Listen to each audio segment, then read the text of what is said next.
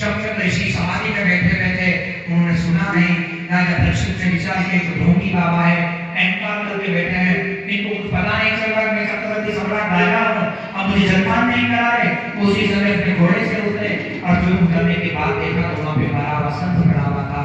उसी सर्प को शौनक ऋषि के गले में काट दिया और जो छोटे छोटे बच्चे मां गंडकी नदी के तट पर स्नान कर रहे थे और इनका पुत्र शृंगी ऋषि भी स्नान कर रहा था। छोटे छोटे दूध मुंह बच्चे दौड़ कर गए, ए शृंगी, तुम्हारे पिता शौनक ऋषि के गले में तो चक्रवर्ती सम्राट राजा ने शब्द मरा कर डाल दिया।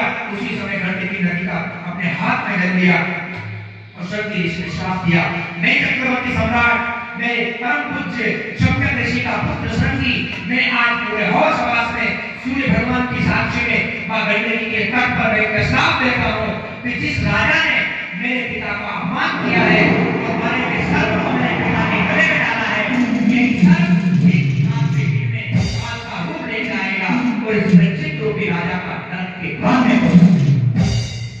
और जो ये बात सुनी पूरे नगर में हाहाकार मच गई महाराज कि ये शौनक ऋषि के पुत्र शृंगी ने श्राप दिया। और जब समाधि भूले हुए शौनक ऋषि की और शृंगी ऋषि को समझाया, पुत्र ये तो राजा चक्रवर्ती सम्राट धर्मनिष्ठ थे, तुमने ये क्या कर दिया है। उसी समय पिता पुत्र दोनों राजा के पास गए और राजा को सचेत किया, अरे राजा, तुम्हारे पास अभी भी 7 दिन है, तुम चाहो तो मोक्ष को प्राप्त कर सकते हो।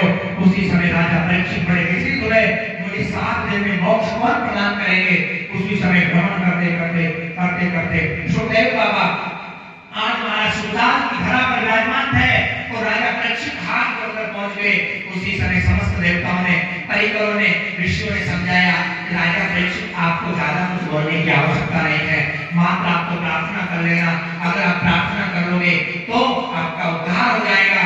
उसी समय राजा परीक्षित सुखदेव बाबा से प्रार्थना करते हैं, कहते हैं, हे भगवान, आप कृपा करिए, जीव मात्र का कल्याण कैसे हो, ऐसी कोई युक्ति बता दीजिए।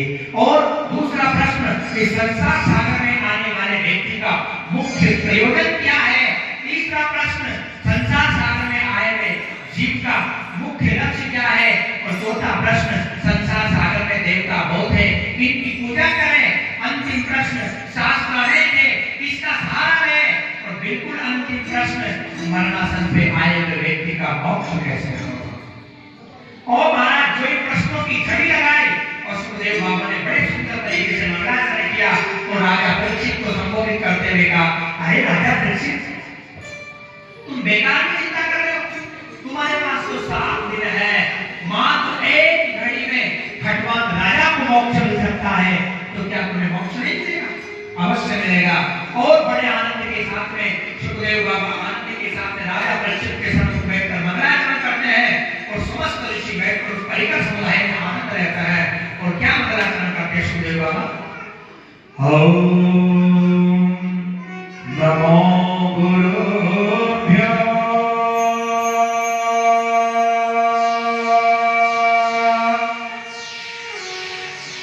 गुरुपा